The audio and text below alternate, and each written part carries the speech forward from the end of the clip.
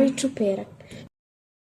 Čuperak kose obično nose, neko na oku, neko do nosa.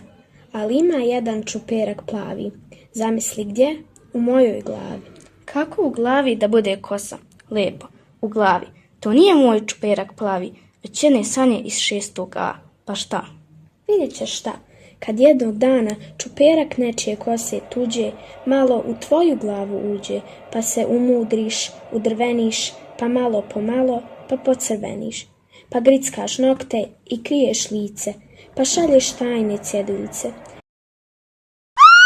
Pa nešto kunjaš, pa se mučiš, pa učiš, a sve koje šta učiš. Izmiješaš rotkve i romboide, izmiješaš note i piramide, izmiješaš leptire i gradove, i sportove i ručne radove, i tropsko bilje i stare grke.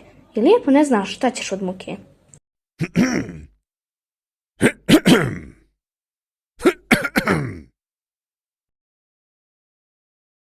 Sad vidiš šta je čuperak plavi, kad ti se danima mota po glavi, pa od dječaka, pravog junaka, napravi tunjavka i nespretnjaka.